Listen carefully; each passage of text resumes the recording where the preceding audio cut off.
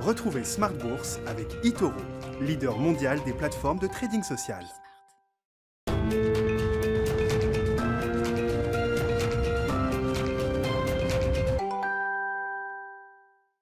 Et c'est reparti pour Smart Bourse, votre double dose quotidienne de marché en direct sur Bismart, chaque jour à la mi-journée, 12h30, 13h. Et en fin d'après-midi, désormais, la grande édition pendant 1 heure à partir de 17h. Au sommaire ce soir, les indices actions qui battent record sur record. Le CAC 40 va terminer au plus haut depuis le mois de septembre 2000 avec une clôture au-delà des 6900 points. On est monté jusqu'à plus de 6930 points sur le CAC 40 cash aujourd'hui. Et c'est donc une journée marquante de ce point de vue avec un record de plus de 21 ans pour le CAC 40. Des records, on en trouve également sur les marchés américains, bien sûr, sur les 3 grands indices majeurs de Wall Street. Et puis si on regarde plus globalement encore, les actions mondiales à travers le MSCI All Country World Index sont au plus haut historique aujourd'hui encore, avec notamment, en attendant les banques centrales et la Fed demain, les résultats d'entreprises qui continuent de délivrer plutôt de bonnes surprises, qui rassurent sur les performances opérationnelles du 3e trimestre pour les grandes entreprises mondialisées.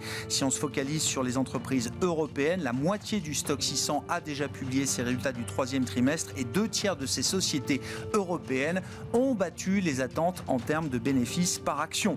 Voilà pour les sujets du jour sur les marchés, avec bien sûr les politiques monétaires et la réunion de la Réserve fédérale américaine jusqu'à demain soir. Ce seront les sujets dont nous parlerons avec nos invités de Planète Marché dans un instant. Et dans le dernier quart d'heure de Smart Bourse, le quart d'heure thématique, on parlera de l'investissement en infrastructure, comment démocratiser cette classe d'actifs qu'est l'investissement en infrastructure. On en parlera avec les équipes de Swen Capital Partners.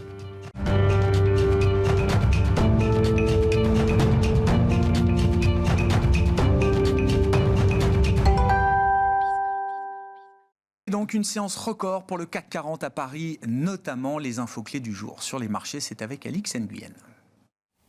La bourse de Paris ne semble pas faire grand cas du repli en zone euro de l'indice PMI manufacturier. Pour rappel, donc, nous découvrions ce matin la chute au mois d'octobre de l'indice à un plus bas de 8 mois à 58,3 points. Le marché semble vouloir se concentrer sur les rassurantes et solides publications d'entreprises. À New York, le Dow Jones progresse légèrement. Le Nasdaq, de son côté, recule un chouïa. À noter que les 2 indices, mais aussi le S&P 500, ont clôturé hier sur de nouveaux plus hauts. Ce matin, la Banque centrale australienne a abandonné officiellement son objectif de 0,1% pour son obligation à échéance avril 2024. La Banque centrale maintient cependant son principal taux directeur inchangé. Elle précise aussi qu'un resserrement de sa politique est envisageable pour 2023, un scénario qui ne devait initialement pas se produire avant 2024. La Fed entame aujourd'hui une réunion de 2 jours de son comité de politique monétaire. Devrait être engagé le processus de réduction de son programme d'achat d'actifs de 120 milliards de dollars par mois. Le marché sera également attentif aux commentaires sur le caractère provisoire de l'inflation, dont le niveau atteint est inédit, du jamais vu depuis 30 ans aux États-Unis. À noter que jeudi, la Banque d'Angleterre devrait elle aussi opter pour une inflexion de sa politique. Et puis focus sur les valeurs du jour, le nouveau record d'Hermès soutient la tendance. Et si l'or Luxottica, Pernod Ricard et Dassault Systèmes atteignent eux aussi des sommets. Plus forte baisse du CAC, ArcelorMittal recule dans le sillage des contrats futurs sur le minerai de fer. Ils sont repassés sous la barre des $100 la tonne, freinés par la baisse de la production en Chine et les signes de ralentissement de l'économie du pays. Même sort pour Eramet, lui aussi impacté par la baisse des cours des métaux de base. Aux États-Unis, Pfizer est en nette progression grâce à ses ventes de vaccins contre le coronavirus. Le groupe relève ses prévisions pour 2021. Tesla chute conséquence d'un tweet d'Elon Musk quant à une commande Hertz. Le patron de Tesla a rappelé que son entreprise n'avait pas encore signé de contrat avec le loueur. Hertz, qui pour rappel a récemment annoncé une commande de 100 000 véhicules électriques du groupe californien. Demain, entre la décision de la Fed, l'enquête ADP sur l'emploi privé américain et les publications de résultats d'entreprise, la séance sera dense. Tendance, mon ami, c'est chaque jour avec Alix Nguyen à 12h30 et 17h dans Smart Bourse sur Bismart.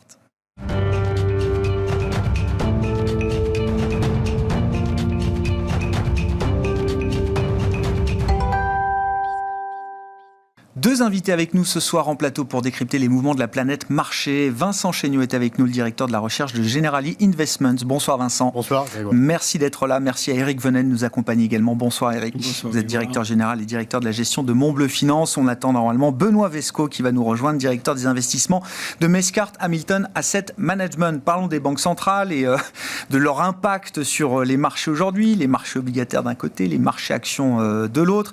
L'actualité immédiate, c'est évidemment la réunion de la Réserve fédérale américaine. Vincent, dans un monde des banques centrales où les choses bougent très très vite, on le voit d'ailleurs avec des banques centrales, on va dire secondaires, du monde développé, Banque du Canada, Banque d'Australie, Banque néo-zélandaise également, peut-être la Banque d'Angleterre également cette semaine. Bref, la normalisation s'accélère. Dans ce contexte, qu'est-ce qu'on attend du discours et des décisions de la Réserve fédérale américaine demain soir ? Alors, la Fed, selon toute vraisemblance, va annoncer les détails de son tapering, donc la réduction des achats obligataires. Je pense que le consensus se situe autour d'une réduction de 15 milliards par mois. Vous savez qu'ils achètent aujourd'hui 120 milliards par mois, donc on réduirait de 15 milliards tous les mois, ce qui fait que vers la mi-2022, on en aurait fini de l'assouplissement quantitatif. Et la question est de savoir si les hausses de taux suivraient rapidement.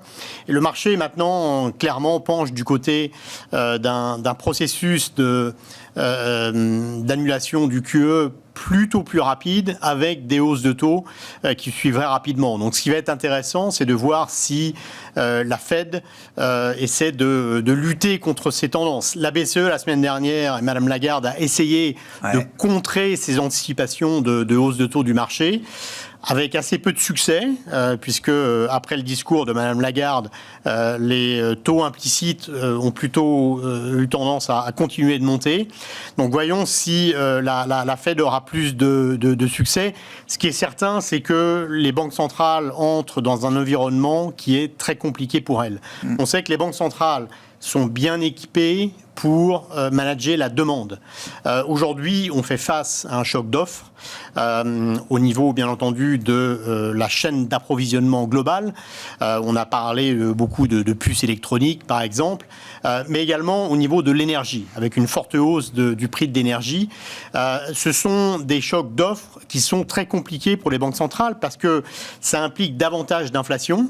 Mais même si les banques centrales agissent avec des hausses de taux, par exemple, il n'est pas clair que ces hausses juguleraient rapidement les pressions inflationnistes et au contraire, ça pourrait précipiter un ralentissement des économies. Donc, en général, les banques centrales sont mal armées face à ces chocs d'offres et ça crée une certaine incertitude et beaucoup de volatilité autour de ces meetings parce que le marché ne sait pas exactement à quoi s'attendre. On peut faire le match BCE-Fed, mais bon, je comprends que Christine Lagarde ait cherché à repousser le pricing de marché qui nous dit que la BCE pourrait être en position de monter ses taux peut-être dès la fin d'année prochaine. Du côté de la Réserve fédérale américaine, dans quelle mesure est-ce que Jérôme Powell va chercher à repousser justement ce pricing de marché ou au contraire peut-être à guider le marché vers quelque chose de plus équilibré autour de l'inflation en l'occurrence? Voilà, alors les chiffres d'inflation restent très élevés aux États-Unis et clairement, de ce point de vue, la Fed a beaucoup plus de pression que la BCE.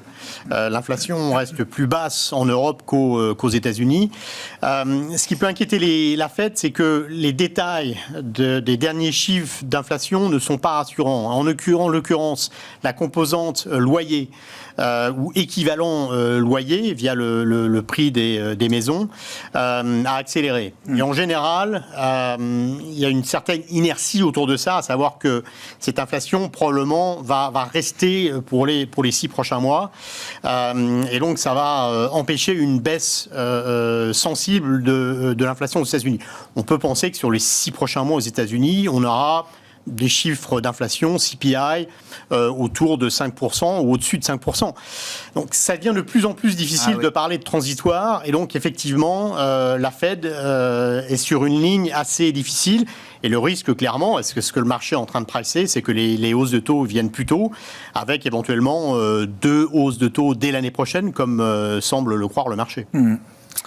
Qu'est-ce que ça vous inspire, Eric, là, ce grand virage des banques centrales qui semble s'accélérer quand même ici et là? Je voudrais juste reprendre. Effectivement, il y a eu un problème non seulement d'inflation, effectivement, qui peut être un peu moins transitoire, mais il y a aussi un problème de croissance. Parce que finalement, si les goulots d'étranglement et si toutes les pénuries d'offres finalement font arrêter la machine, qui a une forte croissance, finalement, vous avez un problème de ralentissement avec une inflation. Donc, non seulement vous aurez à juguler l'inflation, mais vous aurez à prendre une décision sur est-ce que vous privilégiez la croissance ou l'inflation. Donc, c'est vous dites qu'elles vont devoir choisir, les banques centrales, entre le risque à la baisse qu'il y a sur la croissance et le risque à la hausse qui perdure sur l'inflation. Il va falloir choisir son camp.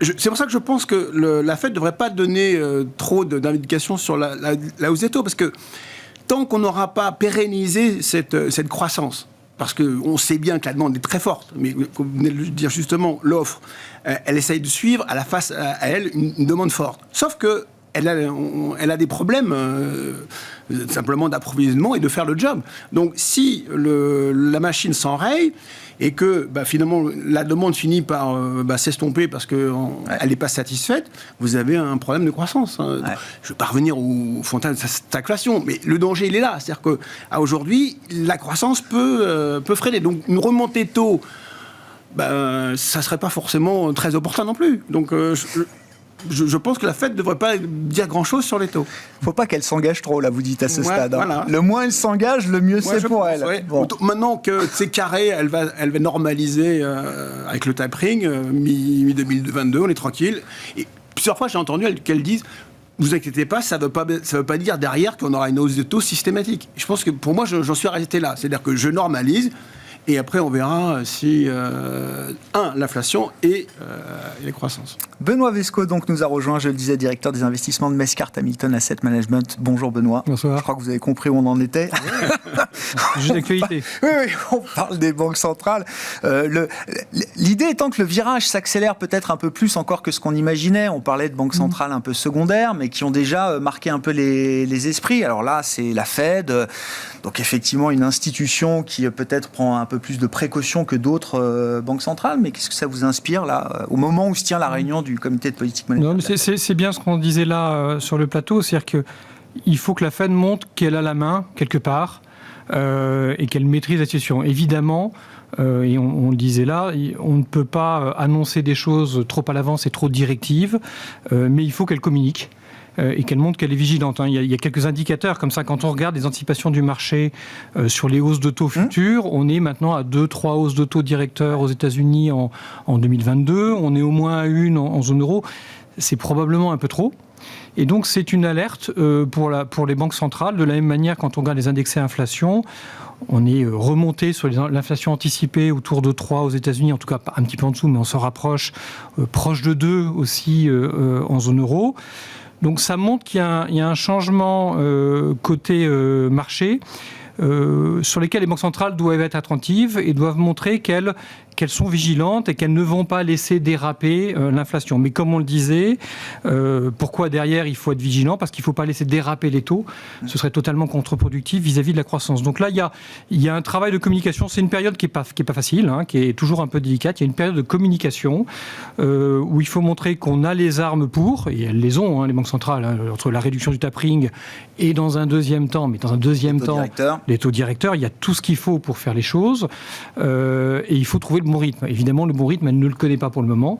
Il va falloir qu'elle s'adapte au fur et à mesure. Donc pour le moment, le marché va un peu vite en besogne probablement, mais ne panique pas. D'ailleurs, quand on regarde les mouvements des pentes sur la courbe des taux obligataires, on a bien cette hausse des taux côté court, 2 ans, 5 ans.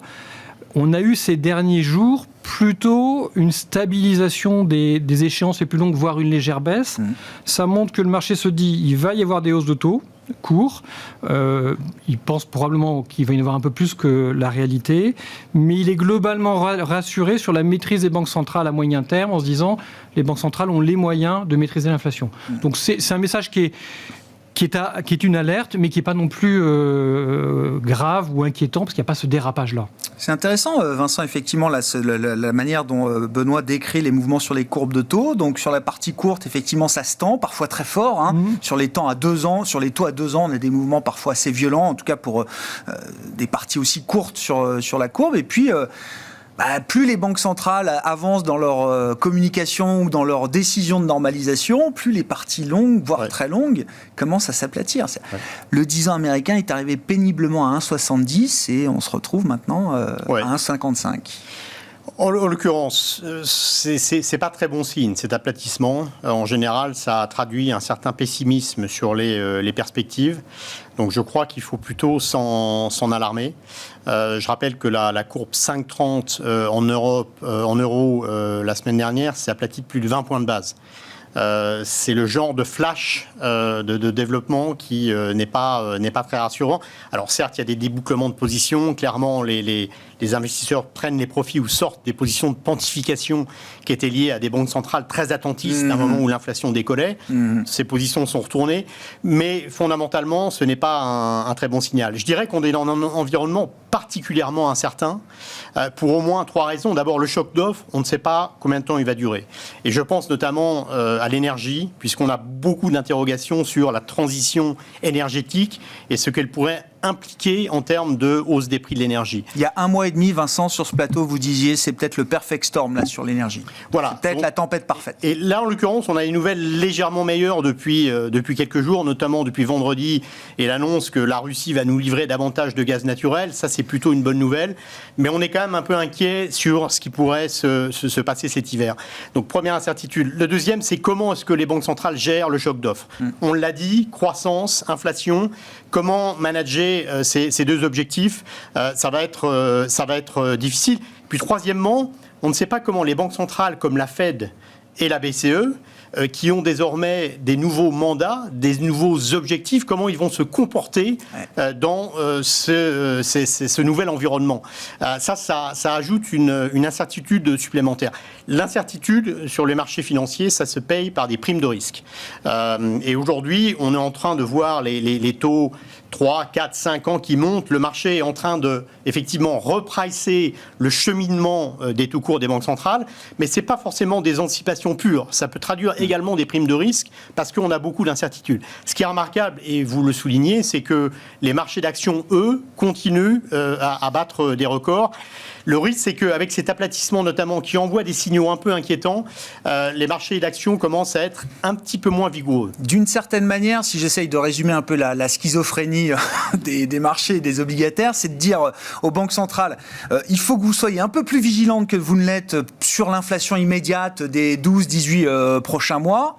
Et en même temps, je sais très bien qu'en tant qu'obligataire, si je demande aux banques centrales d'agir plus vite sur l'inflation, je sais très bien que derrière, c'est une croissance qui va forcément revenir peut-être sur cette idée de stagnation séculaire dans laquelle on a vécu pendant 10 ans. Voilà, donc on est sur un chemin de crête qui est quand même assez dangereux et pas facile à traverser pour les banques centrales.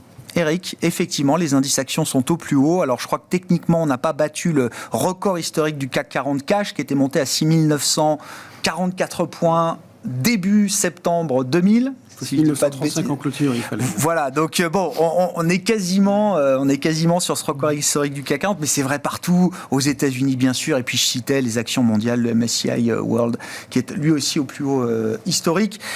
Vous êtes à l'aise avec cette idée-là aujourd'hui, Eric ? Je suis désolé, mais oui. Mais non, mais... En fait, je suis à l'aise parce que... On a le droit de l'assumer, Eric. Pour cette situation-là, c'est-à-dire que, vous le savez, ça fait plusieurs fois que je suis convaincu qu'on a... C'est pas anormal que les indices actions, je parle bien des indices, soient au plus haut historique là aujourd'hui. Non, mais il n'y a pas de piège. Non, mais j'entends bien. Ça me choque pas, et je suis pas en train de tout vendre. Voilà, la réponse, elle est là. Oui. Parce que, encore une fois, j'ai devant moi une demande forte qui va être alimentée par de l'épargne, et puis j'ai une offre, un secteur qui a été protégé, mis sous cloche pendant la crise du Covid, qui est prêt à repartir. Les deux sont en train de nous donner des taux de croissance très très forts.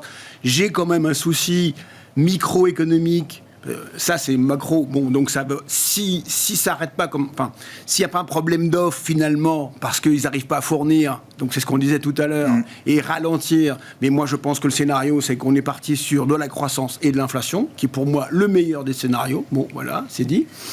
J'ai quand même donc toujours l'idée de reflation quand même. Oui, là. bien sûr. D'accord. Oui, même si par phase on passe par différentes étapes psychologiques dans le marché, mais mais bien on sûr. est en déflation, les prix baissent. J'achèterai que demain parce que je gagnerai 2-3% parce que les prix auront baissé. On va vers un environnement inflationniste. Enfin, voilà. Ouais. Après, je parle pas d'une inflation de 10%, inflationniste avec une hausse des taux.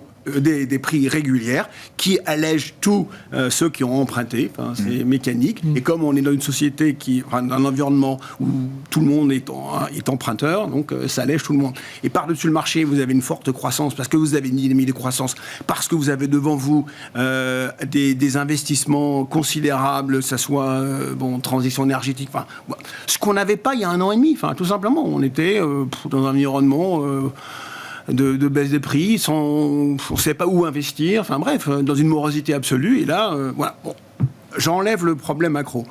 Le problème maintenant micro, c'est que là, aujourd'hui, je suis soulagé à l'heure qu'on parle parce que les résultats sont là. Et parce que le Q3 est bon.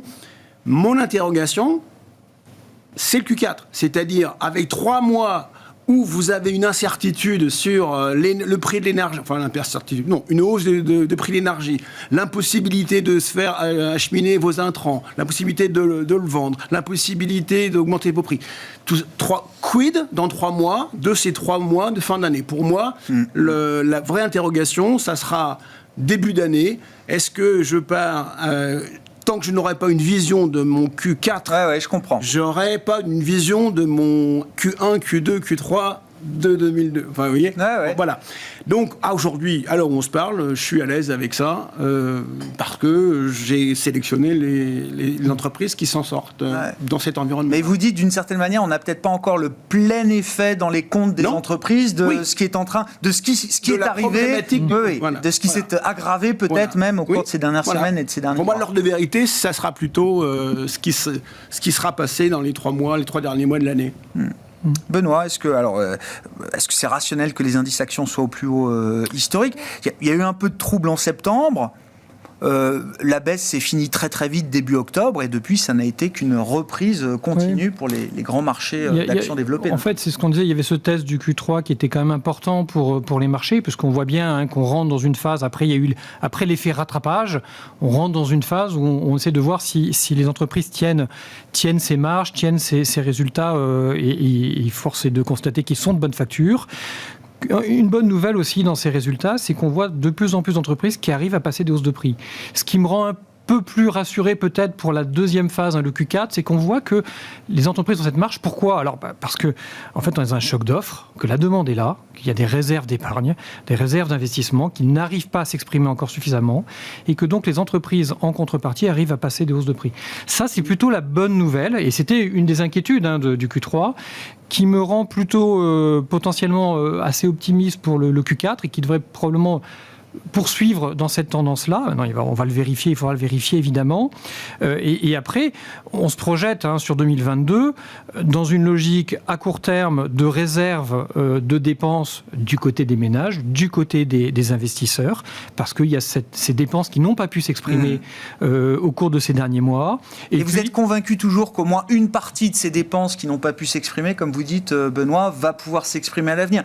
Ou est-ce qu'au contraire, plus le temps passe, plus le sujet inflationniste devient bruyant, médiatique, politique, plus, malgré une épargne abondante, plus les comportements de consommation se retrouvent un peu déprimés d'une certaine manière? Alors on ne sait pas à quel rythme ces épargnes vont se dépenser. On ne sait pas à quelle vitesse. On voit que ça prend du temps, mais pour plein de raisons qui ne sont pas uniquement dépendantes des consommateurs ou des investisseurs. Mais oui, généralement, quand il y a de l'épargne, il est quand même plus facile, quand on a de l'épargne, de le dépenser que de le garder. Ou alors, il faudrait des éléments extrêmement inquiétants, ce qui n'est quand même pas le cas non plus pour le moment. On n'est pas dans une situation qui amène les épargnants à se dire qu'il y a un grave problème. On sort de crise, certes, mais on en sort. Et on réouvre. Alors, on réouvre plus lentement, on réouvre avec, de manière un peu chaotique par moment. On voit bien qu'il y a dans certains pays, par moment, des relents de confinement ou autre. Mais tous ces montants-là vont s'exprimer à un moment donné, même si on n'a pas la clé du rythme, ne serait-ce que parce que du côté des plans de relance, on a des montants qui sont gigantesques et qui vont petit à petit, plus ou moins lentement. On voit bien qu'aux États-Unis, c'est compliqué, que ça prend du temps, mais ils sont là pour durer. Donc il y a le réservoir de court terme qui est l'épargne. Alors court terme, c'est plusieurs trimestres probablement. Et puis le réservoir de long terme, les plans de relance qui vont soutenir sur beaucoup plus longtemps et qui vont permettre aussi aux investisseurs de se projeter. Donc là-dessus, on ne dit pas que les marchés sont complaisants, on n'a pas ce sentiment-là. On pense que les marchés regardent la réalité, que les résultats sont bons, que les entreprises arrivent à bien gérer les situations, même s'il y a des moments de blocage, qu'elles passent les hausses de prix. Donc tout ça est plutôt satisfaisant et donne quand même plutôt un bon sentiment. Maintenant, c'est vrai que on est rentré dans un nouveau rythme qu'on attendait depuis cet été en fait. On est rentré dans un nouveau rythme de marché où les entreprises font face maintenant à... Alors c'est pas le business as usual encore, on est encore dans quand même encore un phénomène de rattrapage, mais on n'est plus dans cette réaction qu'on a eue après le confinement majeur. Le risque sur les marges des entreprises, Vincent, comment vous l'évaluez là ? Est-ce que les EPS, est-ce que les bénéfices par action projetés par les analystes et par le marché pour 2022, est-ce qu'ils sont en risque aujourd'hui avec des effets sur les marges qui sont peut-être pas encore très visibles d'ailleurs du côté des entreprises ? Le seront-ils plus demain ? Oui, je pense qu'ils sont en risque. Les anticipations sont un peu optimistes. On est un peu plus prudent, nous, sur les profits des entreprises. Donc, je partage l'idée que il y a un effet retard et que les marges, les profits pourraient commencer à ralentir sensiblement sur le quatrième trimestre. Donc, on n'est pas alarmiste, mais il y a un certain optimisme sur cette question qui nous rend quand même plus prudents. Et en l'occurrence, alors je partage l'idée que les marchés actions ne sont pas sur des niveaux délirants. En l'occurrence, si on regarde ce qui s'est passé depuis 3-6 mois, avec les résultats exceptionnels qu'on a eus pour T2 et ensuite les très bons résultats pour T3, on a des multiples actions qui, en l'occurrence, ont reculé tellement les profits étaient bons. Le marché est moins cher aujourd'hui qu'il y a quelques mois. Il y a 6 mois. Alors même que les taux longs réels sont, eux, restés sur les points bas. Et je veux vraiment insister sur le point. Autant les anticipations d'inflation ont beaucoup remonté, notamment au mois d'octobre, autant les taux réels, eux, sont restés extrêmement bas. Et ça demeure pour nous un indice de valorisation absolument essentiel. Si demain ou dans l'avenir, les banques centrales montrent les dents de façon beaucoup plus nette et qu'on voit les taux longs réels se tendre, là, je pense que les actions seront sérieusement chahutées, d'autant que les anticipations de profit pourraient être vues à la baisse sur ces questions de marge, mais également sur les questions de ralentissement, puisqu'on voit bien que les PMI, par exemple, manufacturiers, ont probablement atteint leur pic. Et donc, il va falloir, en 2022, gérer cette recrue, cette décrue des indices cycliques. Donc, on continue à attendre des performances positives à moyen terme sur les actions, mais quand même, la fin d'année pourrait être plus chahutée avec des banques centrales qui commencent à montrer les dents, notamment la Fed, et ce risque cyclique qui persiste. Si la Fed commence à montrer les dents, comme vous dites, Vincent, est-ce que la BCE pourra résister, retarder encore un peu plus longtemps le moment où il faudra qu'elle montre les dents peut-être un jour ? Et si on a ces normalisations un peu désynchronisées, est-ce que ça va s'exprimer d'une manière ou d'une autre dans les marchés ? Oui, alors évidemment, quand on a une désynchronisation des politiques monétaires, on pense tout de suite au marché des changes. Même si l'euro nous semble bon marché à moyen terme, à court terme, il est quand même exposé à cette désynchronisation. Vous avez mentionné, il y a un certain nombre de banques centrales, Australie, Canada, Norvège, Angleterre, enfin Royaume-Uni, maintenant la Fed. La BCE va être en retard. Il est très clair que la BCE donc, va interrompre son plan PEPP en mars 2022, mais probablement ils vont reverser une partie des achats vers le plan APP pour éviter un effet falaise trop brutal. Et ils vont continuer à lutter contre ces anticipations de hausse des taux prématurés. Donc, la BCE continuera d'acheter, par exemple, les émissions nettes des États en 2022. On peut avoir à peu près cette grandeur en tête. On a eu un écartement assez sensible des spreads Italie-Allemagne récemment, sur l'idée que la BCE, Madame Lagarde, a quand même n'a pas vraiment convaincu le marché sur ce changement de politique. Mais également, on a l'idée que la distribution des achats pourrait être sensiblement différente. En l'occurrence, sur tout ce qui est souverain, on pourrait avoir davantage d'achats de papier européen. Vous savez qu'avec le plan de relance, on a beaucoup d'émissions d'institutions européennes, supranationales, et éventuellement un peu moins d'achats domestiques. Donc ça, c'est un facteur pour les spreads. Et on pourrait avoir en proportion des achats d'obligations privées qui restent relativement élevés.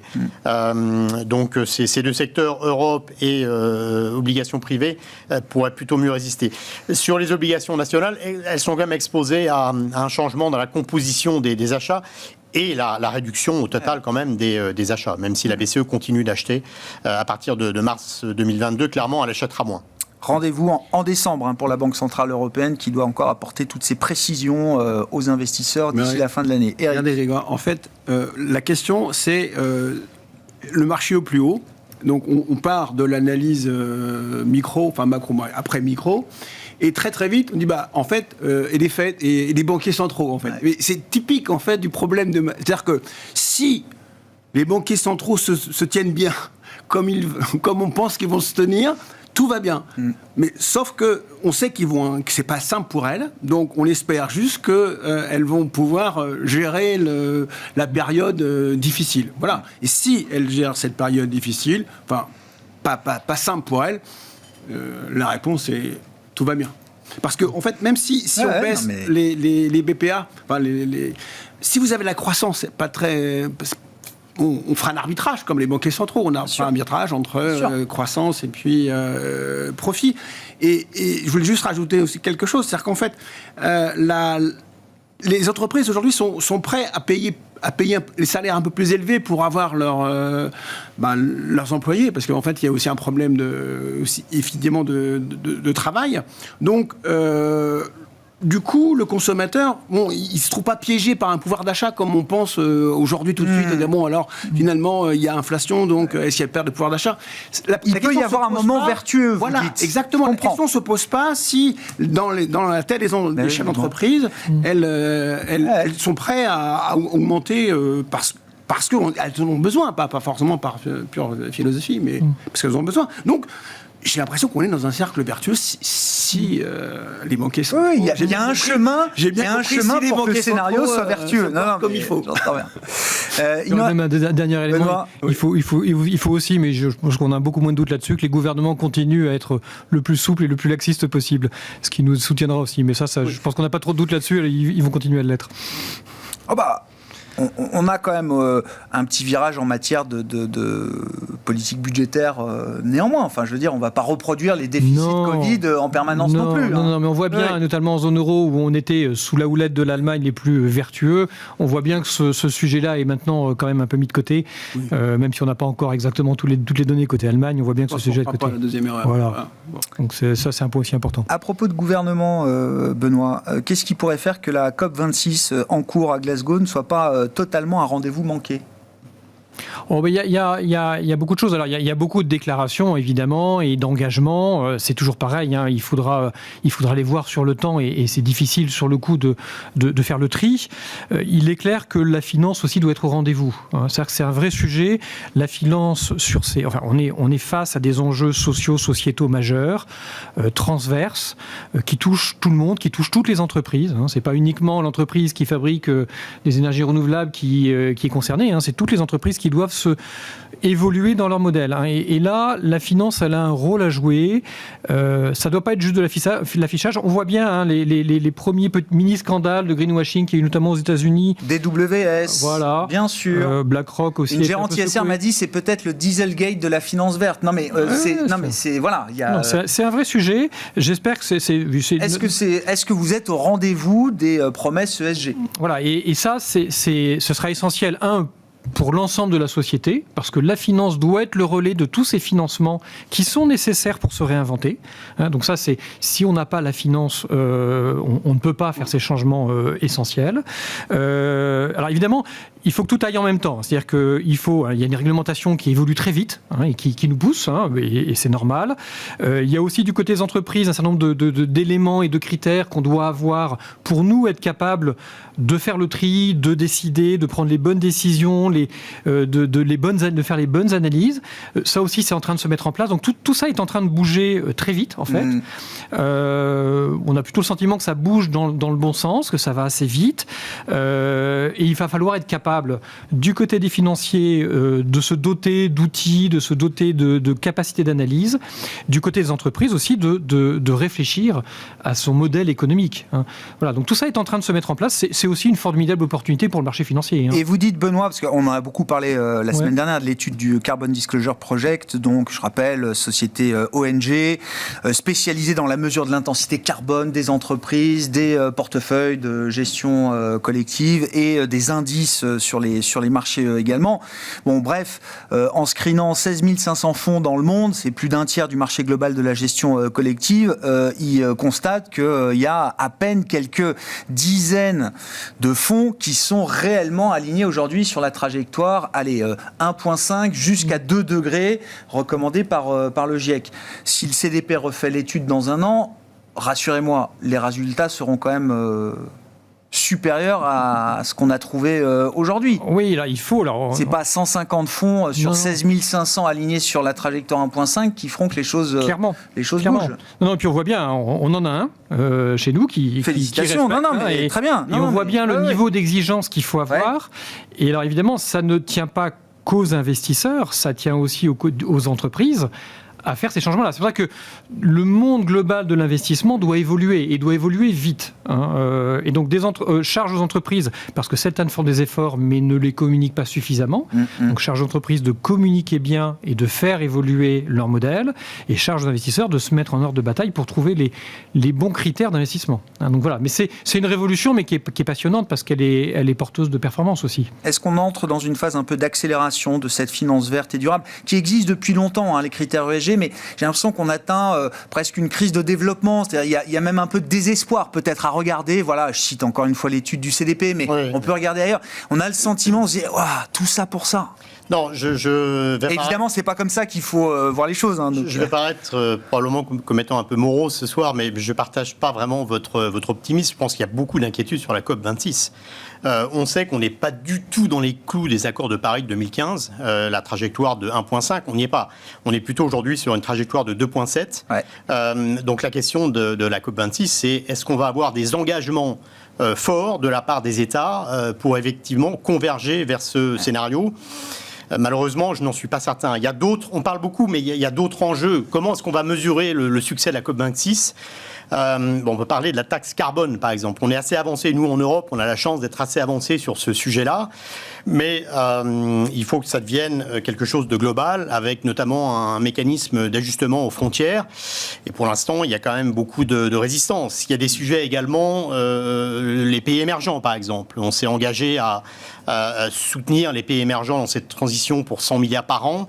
Est-ce qu'on va s'y tenir, voire faire davantage ? Donc on parle beaucoup, mais pour l'instant, on n'est pas du tout dans les clous. Vous avez cité cette étude de la CDP, qui est assez déprimante, mais qui reflète en réalité une réalité économique sur le terrain. C'est-à-dire que les fonds ne peuvent acheter que ce qui est disponible. Et en l'occurrence, la très grande majorité d'entreprises n'est pas du tout dans les clous sur la trajectoire. Donc de ce point de vue-là, vous dites que la finance n'est que la résultante finalement de la réalité de l'économie et du modèle économique tel qu'il fonctionne aujourd'hui. La réalité politique, la réalité économique. Effectivement, donc le monde de la finance doit mettre la pression, effectivement, sur les États, sur les entreprises, mais peuvent difficilement avancer plus vite que l'économie réelle elle-même. Ouais, dans l'étude du CDP, voilà. Seule une entreprise cotée sur 10 aujourd'hui est alignée sur une trajectoire 1.5 et toutes les entreprises en Europe sont loin de communiquer et délivrer leur scope 1, scope 2 d'émissions. Donc de ce point de vue-là, il y a encore beaucoup de données manquantes, effectivement, dans l'univers d'investissement qui vous concerne, qui nous concerne. Eric ? Non, mais la finance doit être proactive, en fait. Parce que, autant les États peuvent s'engager, c'est longtemps. Enfin, il y a d'un côté le politique, côté l'économique. On ne peut pas jouer sur le politique. De toute façon, ils feront ce qu'ils veulent. Donc, Par contre, là, nous, on est dans la finance. Donc, je pense qu'on doit avoir une démarche proactive et non pas rester comme on est. Enfin, là, on est dans une espèce d'inventaire où on parle, on est dans une espèce de semi-révolution où, lorsqu'on analyse une société, il ne faut pas regarder que le bilan, mais il faut tout là. OK. Ça ne fait pas avancer le schmilblick. En fait, il faut aider le consommateur et à partir du moment où vous aiderez le consommateur à choisir, vous pourrez influencer les entreprises. Je suis d'accord qu'un fonds, c'est une somme d'entreprises. OK, bon. Si vous voulez agir sur les entreprises, c'est-à-dire qu'il faut attirer les capitaux. Si vous attirez les capitaux, vous pouvez les donner par levée de fonds aux entreprises qui seront concernées. Donc, pour attirer les capitaux, il faut avoir un discours clair à l'investisseur, à l'épargnant. Aujourd'hui, on mélange les choux et les carottes. On ne devrait pas parler de ESG, on devrait parler de fonds impact. C'est-à-dire, c'est ce qui commence à exister à travers la réglementation SFDR, par exemple, si je comprends bien, Eric. Je connais pas. Les articles 8, 9... Oui, mais avec les entreprises que vous avez sélectionnées, vous avez un impact sur bouger les choses, en fait. Voilà, simplement. C'est-à-dire que c'est non pas elle se comporte bien ou elle a un plan de carbone, voilà. Les deux sont bien, mais vous devez savoir où vous mettez les pieds. C'est-à-dire auquel cas, lorsque vous avez un fonds d'impact, vous pouvez, l'épargnant peut accepter une moindre rémunération dans un premier terme. Non, mais on a essayé de le faire et on y est arrivé dans un fonds immobilier impact comme ça. Ouais. Mais dès lors que vous expliquez qu'est-ce que vous faites de l'épargne de votre épargnant, eh bien, vous avez une volonté, vous pouvez avoir des capitaux et vous les transmettez aux entreprises. Là, c'est ça qu'il faut avoir. Sinon, vous n'arriverez à rien, en fait. On va s'arrêter là pour ce soir, messieurs. Le sujet de la COP26 étant trop vaste pour être bouclé en 15 secondes qui nous restent. Non, mais c'était important d'en dire un mot. On va prolonger la discussion avec le sujet des infrastructures dans un instant. Merci à vous trois d'avoir été les invités de Planète Marché ce soir. Éric Venet, directeur général et directeur de la gestion de Montbleu Finance. Vincent Chéniol, directeur de la recherche de General Investments. Et Benoît Vesco, directeur des investissements de Mescart Hamilton Asset Management.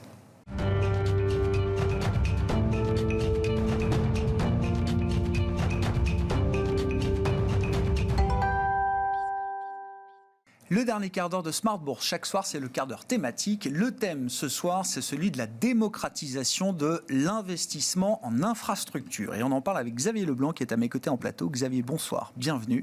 Bonjour. Directeur de gestion, innovation et gestion privée chez Swen Capital Partners, avec justement une nouveauté, en tout cas une innovation qui permet de faire accéder à des fonds d'infrastructure une nouvelle type de clientèle, donc la clientèle de gestion privée en l'occurrence. Vous allez nous expliquer tout ça, Xavier, mais juste...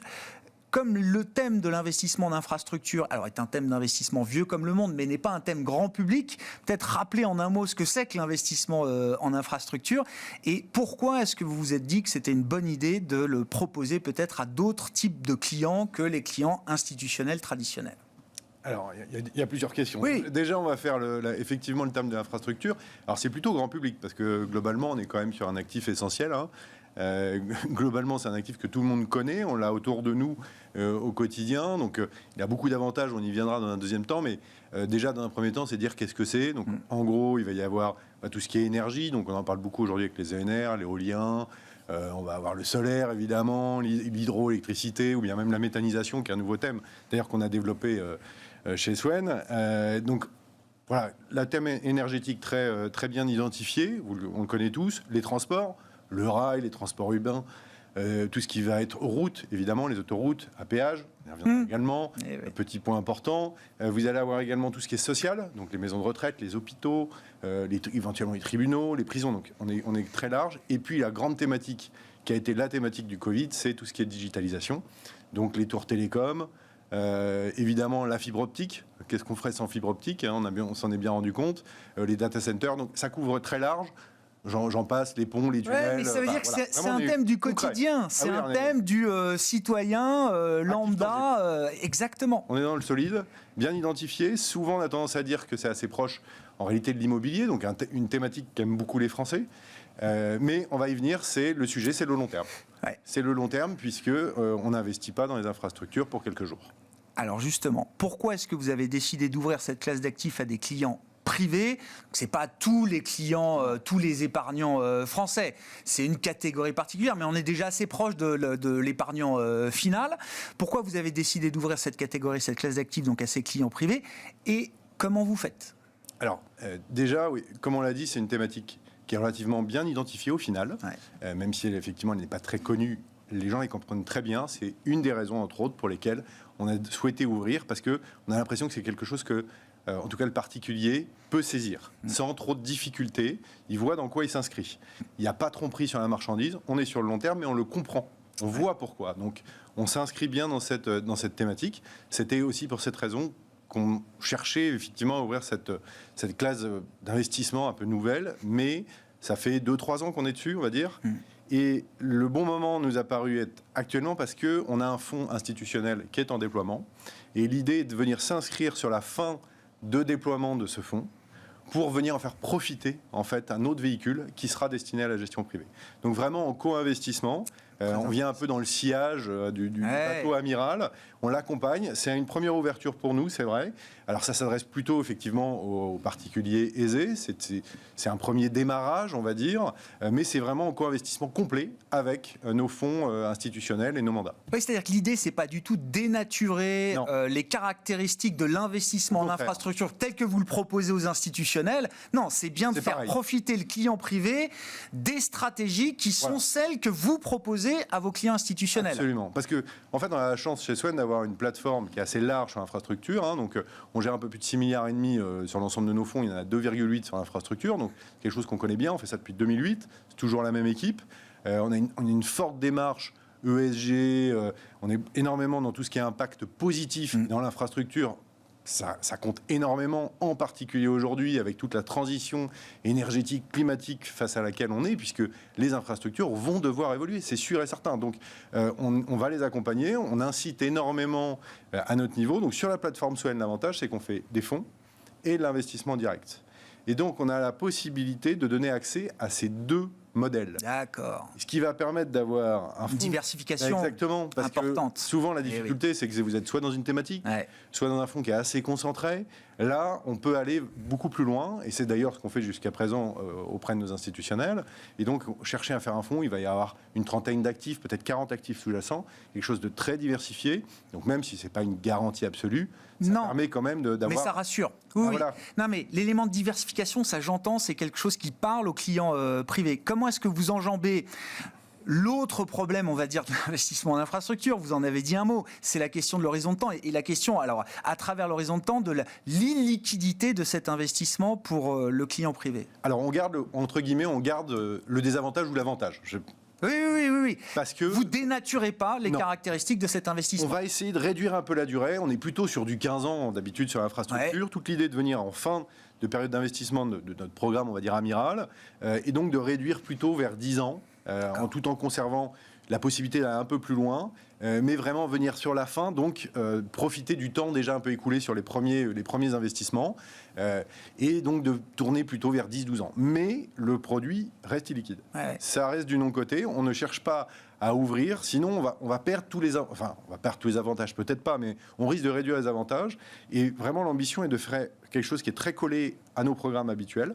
Comme ça, on ne change pas, on a les mêmes règles, et il n'y a pas justement ce petit risque d'ajustement parce qu'on est sur un autre programme. Non, ce sont des fonds qui seront très proches, même s'ils ne seront pas identiques, puisque les actifs qu'on va pouvoir y mettre, comme je dis, il n'y aura pas la même complétude, mais c'est vraiment le même esprit.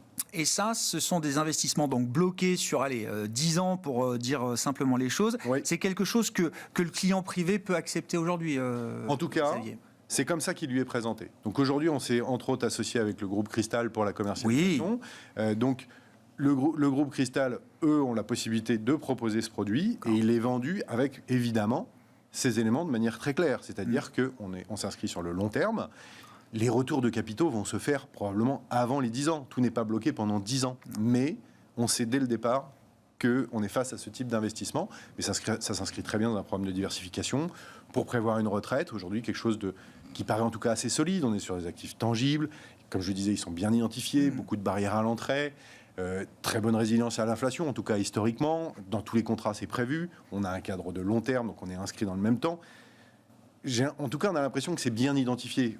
Vous êtes bien aligné, on sait où on va avec. Bon, après, encore une fois, évidemment, hein, c'était un produit magique, mais on voit bien que sur les 20 dernières années, parce que c'est une classe d'actifs qui est encore récente, on a eu des résultats qui étaient plutôt très satisfaisants, un très bon couple rendement-risque, et puis c'est extrêmement stable. Quand on c'est de la récurrence. On va avoir l'exemple typique, et qui n'est pas parfait effectivement en ce moment, mais enfin, quand on prend l'autoroute, on sait que tous qu'on paye le péage, quoi. C'est assez limpide de ce côté-là. Donc c'est relativement peu impacté par l'environnement du quotidien. On n'est pas du tout dans un investissement boursier. Ça a très bien traversé les crises, aussi bien 2008 que même le Covid.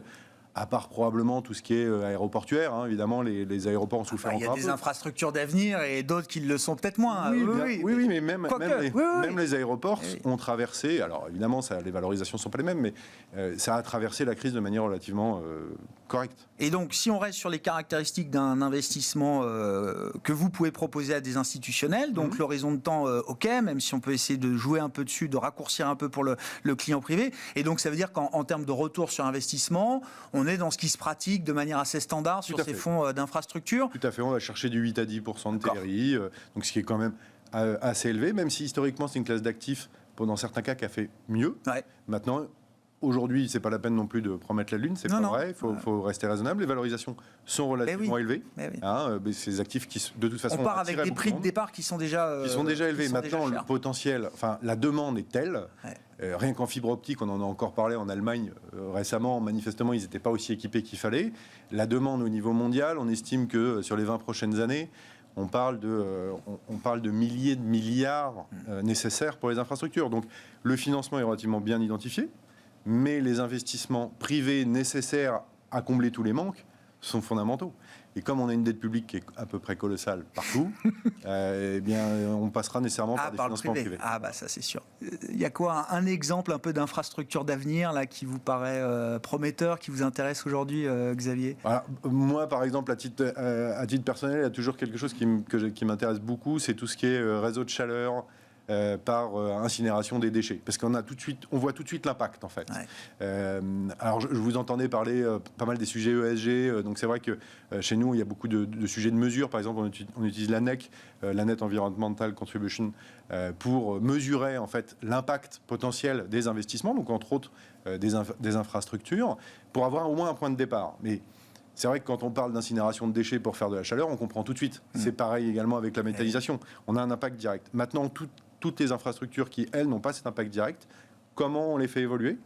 Et ça nous paraît absolument fondamental, parce qu'au-delà même, de toute façon, bien entendu, d'une empreinte environnementale qui n'est pas suffisante, qui n'est pas bonne, et on souhaite évidemment améliorer ça, mais même financièrement, aujourd'hui, on ne peut plus prendre le risque d'aller dans des infrastructures qui ne vont pas dans ce sens, de toute façon. Donc, et tout le risque, justement, climatique et de transition, il faut qu'on l'accompagne, et les infrastructures sont quasiment... au cœur de tout. Oui, exactement. Donc, il y a un potentiel, effectivement, qui nous paraît encore très, très significatif. Et donc, ça paraît très légitime que les clients privés, et peut-être même des épargnants moins importants que les clients privés, puissent être investis assez directement sur ce thème. Je pense qu'on y viendra, parce qu'on voit tout de suite la logique et le retour, mais aussi bien réglementairement que, effectivement, avec cette logique de long terme, c'est pas encore parfaitement aligné. On y va par étapes. Une première étape au travers d'un produit accessible peut-être à des gestions privées un peu plus élevées, mais on y vient. Merci beaucoup Xavier. Merci d'être venu nous parler de l'infrastructure, l'investissement en infrastructure et la démocratisation de ce fonds d'infrastructure donc, que vous avez lancé à destination de la gestion privée chez Swan Capital. Xavier Leblanc qui est avec nous, directeur de la gestion innovation et gestion privée de Swan Capital Partners. Voilà pour cette émission Smart Bourse ce soir. On se retrouve demain en direct à 12h30 sur Bismart.